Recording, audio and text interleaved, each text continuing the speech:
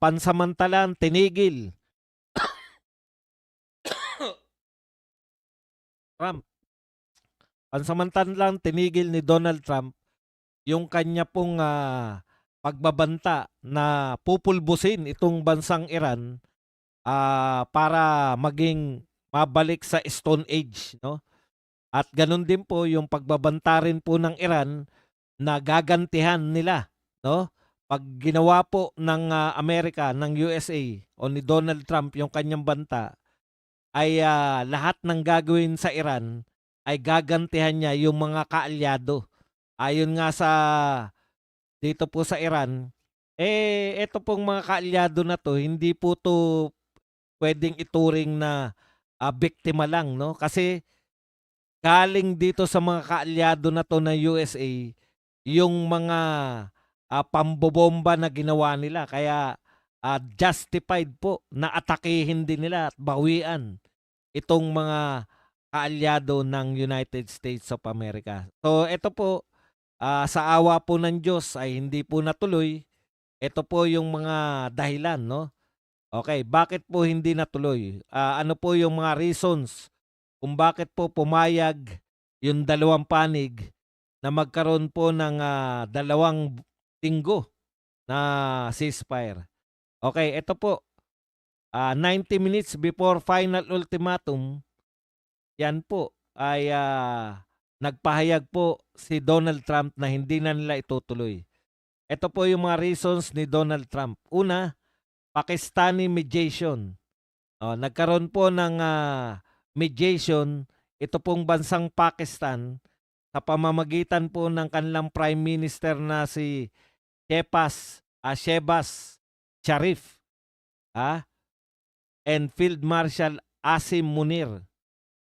Inaccept po ni Donald Trump yung pagkakaroon po ng temporary na tigil putukan. Yan. Okay, ikalawa po, ayon po sa kampo ni Donald Trump, reopening the Strait of Hormuz. The suspension is strictly conditional on Iran's agreement to the complete, immediate, and safe opening of the Strait of Hormuz, a vital global oil artery. Okay, sana naman po may epekto na po to kasi yung una po nilang pagmamalaki, hanggang ngayon po naghahanap po tayo. Totoo po ba na meron tayong barkong dumaan sa Hormuz? Sabi nga natin, simple lang naman pong patunayan yan. Kung yung pagbili po natin sa Russia, wala tayong duda dahil may picture po. Dumating dito sa Pilipinas yung barkong Sara Sky. Wala pong nagtanong. Ganyan naman po, di ba? Naalala ko noon yung maraming question sa health ni BBM. Bigla po natigil nung sila po ay nag-video ni Auntie Claire, ba? Na kinikilig pa nga si Auntie Claire sa aso Basta naghalo-halo na po. Yun na lang natatandaan ko, yung pinag-uusapan nila yung sa aso.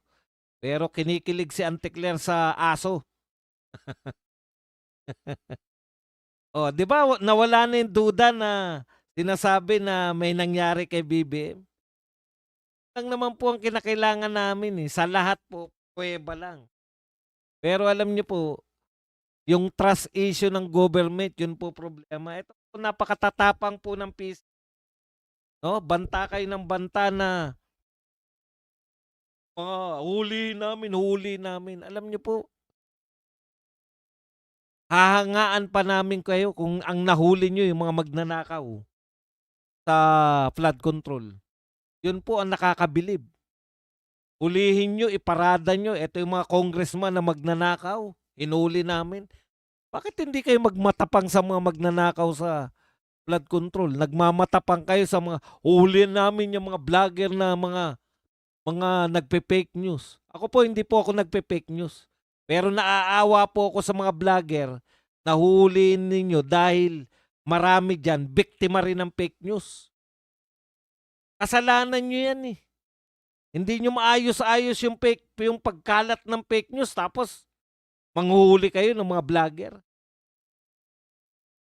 Okay lang sana kung nakakahuli kayo ng magnanakaw. Wala pong problema diyan na manghuli kayo ng manghuli ng mga vlogger. Kung nakakahuli rin kayo ng magnanakaw, o teka nawala na po tayo. I-ano lang natin, ituloy lang po natin dito sa mga kay Donald Trump at sa Iran. Okay, eto po. Eto po yung kay Donald Trump muna, bakit niya hininto yung paglusob? Pasensya na, ganyan talaga utak ni Badong, eh. Kung saan-saan napupunta, eh. Yun yung una 'no, pumayag sila dahil, nakiusap yung Pakistan. Okey pala 'tong mga Pakistan na 'to, eh. Pakis nga diyan, mga Pakistan diyan, pakis nga diyan. New peace proposal, eto po. Trump noted that US received a 10-point proposal from Iran 'no. Meron palang proposal din yung Iran 'no, that is seem workable basis for long-term negotiations. Oh, kita niyo na. Ayan po, sana po matulad tayo diyan. Mag-isip-isip tayo. Yan po, nagkamatayan na po yang Iran. Marami namatay na Iranian, marami din po namatay na mga sundalong USA. Marami po silang mga nasaktan ng mga eroplano, bumagsak na mga eroplano, ang gastos po. Nagkaputukan talaga. Pero tignan nyo po, open po si Donald Trump sa 10-point proposal ng Iran, workable for long-term negotiations.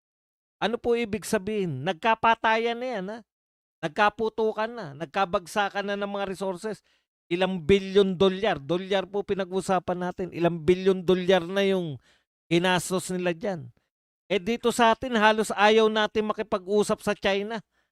Samantalang, ang alam ko parang ang casualty lang, isang daliri lang. Diba?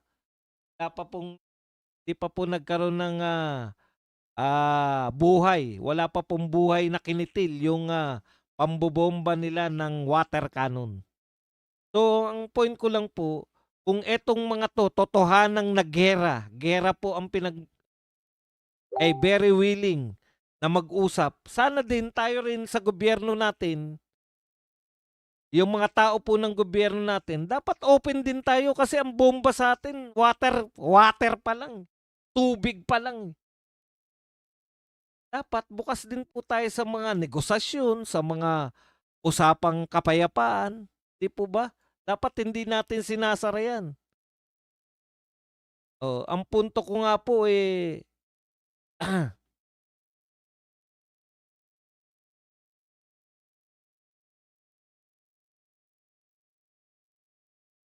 kung sila nga nagkaroon na ng mga nasawi sa bawat panig, very willing pang mag-usap, Gano'n lang po talaga. Diplomasya po dapat ang nangingibabaw.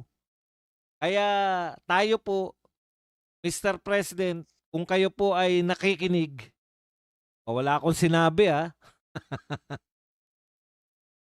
PCO, eto mga PCO na 'to, alam niyo kasalanan niyo 'yan.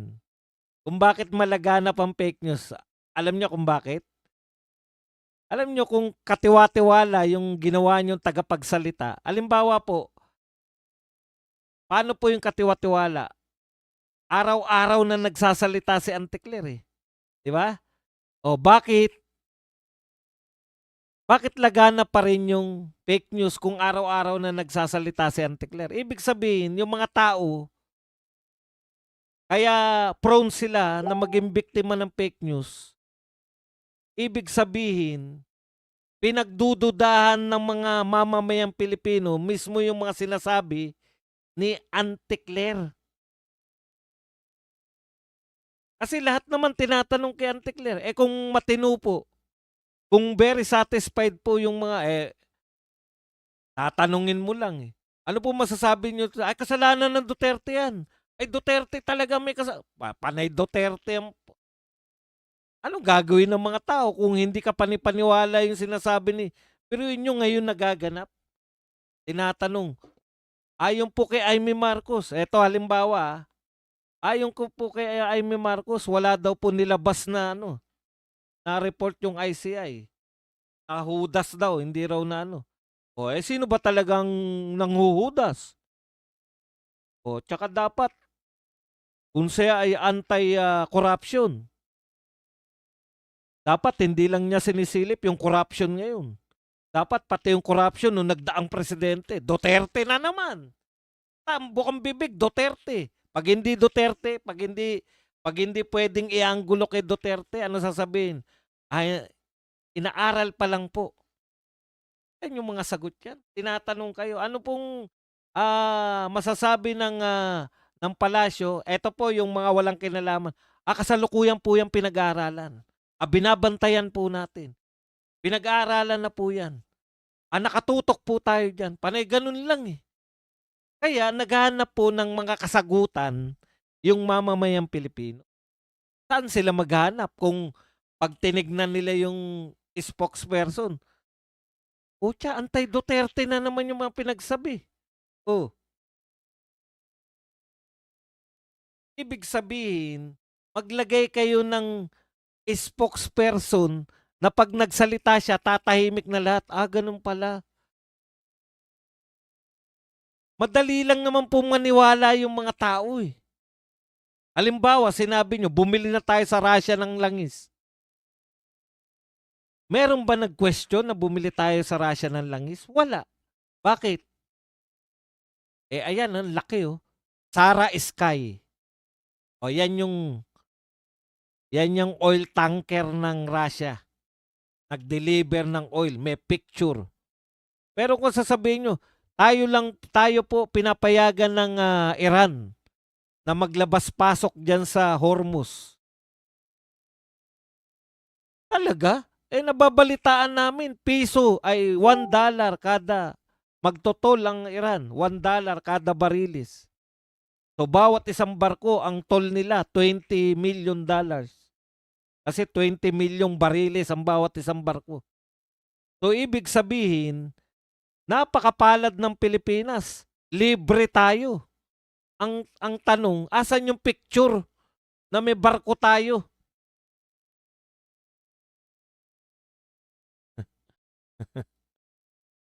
Yan yung sinasabi namin. Kaya po, yung mga tao, tapos eto pa, may kasalanan rin yung mga mainstream media. Ano ba naman yung ang lalaki nila, 'di ba? Ang lalaki ng ABS-CBN, ang lalaki ng GMA, TV5, etc. Pati yung print media, Inquirer, Philippine Star, Manila Bulletin, etc. Dapat, kung may tiwala sa inyo yung mamamayan, wala na pong fake news. Ang problema, kayo po mas malala pa sa fake news eh. Bakit mas malala ba dong? Ibig sabihin, fake news sila? Hindi. Hindi sila nagpe-fake news. Nagtatago sila ng balita. Kailan nila binalita? Yung mga pabor sa Duterte. 'Di ba? Pag pabor sa Duterte ang mga balita, tinatago nila. Pero pag laban sa Duterte, bugbog. Pag laban sa Duterte ang balita, hindi pabor sa Duterte, talagang, kita nyo, lagi nilang headline. Tuwing magsasalita si Trillanes, tsaka si Llamas, ibabalita nila. Ano ba silbi ni Trillanes? Siya ba ay government official? Hindi. Siya ba ay senador? Hindi. Siya ba ay congressman? Hindi. Bakit lagi siyang laman ng balita? Kasi anti-Duterte yung sinasabi ni Trillanes. Na tayo magkunwarian. Okay. Kaya wag po kayong masyadong akala nyo nagiging bida kayo. Matapang kami. Huli namin yung mga vlogger. Putanggang vlogger lang kayo. Yung magnanakaw ang hulihin nyo. Matutuwa pa kami. Kahit na mahulihin nyo yung mga yan, ano lang po ang ano niyan, katumbas ng kala nyo ang laki-laking krimen. Di naman po malaking krimen yung inuunan nyo. Yung mga krimen na nagnakaw sa bayan, yun ang unahin nyo. Tuloy na natin si Donald Trump. Pucha, hindi tayo matuloy-tuloy. Ang daldal mo ba dong? Nasabi mo na kagabi yan, sinabi mo na naman ulit. Pasensya na po kayo. Eto po. Sabi pa po rito, may new peace proposal, di ba? Strategic objectives. He claimed that many military objectives had already been met and exceeded, reducing the immediate need for threatened infrastructure strikes. O, 'di ba nagbago ng tono si Donald Trump, no? Si Donald Trump parang ano rin 'to, tokis din.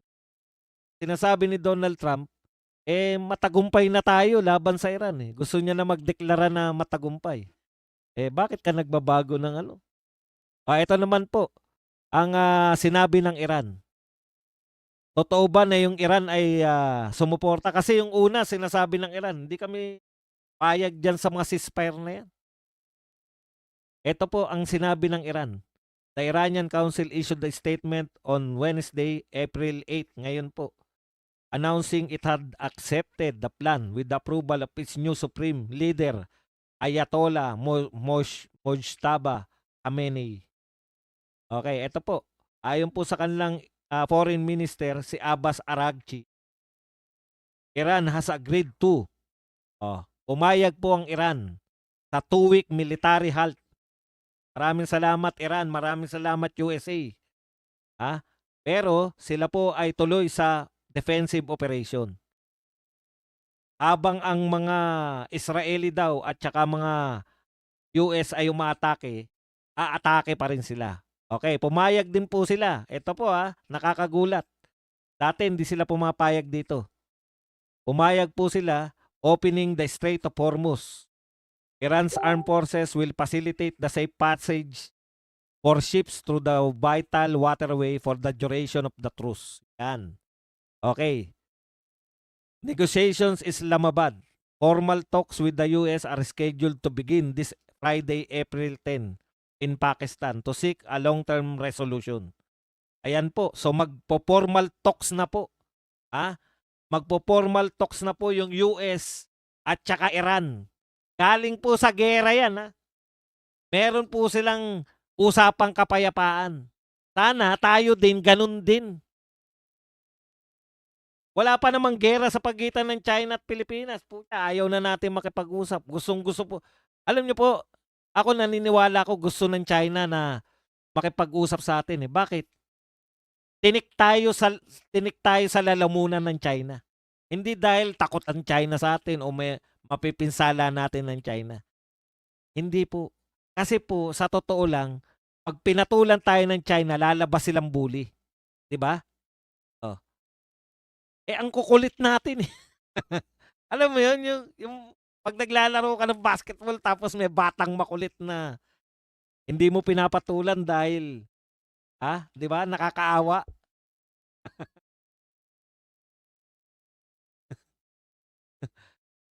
Tayo yung kasabihan Kung China po, tayo yung kasabihan, yung mga Pilipino.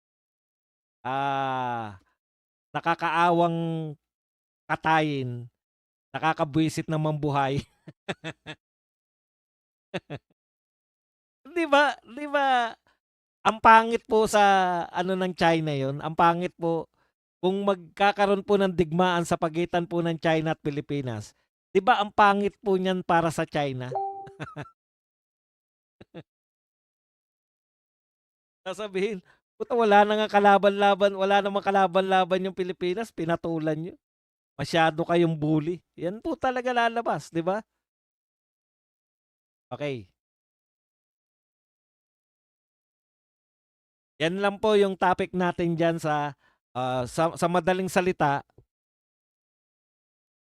Sa madaling salita po mga kapatid, nagpapasalamat po tayo sa mga malalamig ang ulo ng mga Amerikano at mga Iranian na kayo po ay pumayag na magkaroon kahit 2 linggo lang na sana po yung 2 linggo na yan ay mauwi na po sa pangmatagalan kasi nasaktan po pareho nasaktan po yung parehong panig in terms of kwarta at nakita po ng US na tinabla po sila for the first time. Alam mo niyo po, nung araw, pag sinabi ng US, lusubin natin ang Iraq. Pucha, sama yung mga ano na yan, yung mga allied countries na yan. Sama lang ng sama yan. Nilusob nila yung Iraq.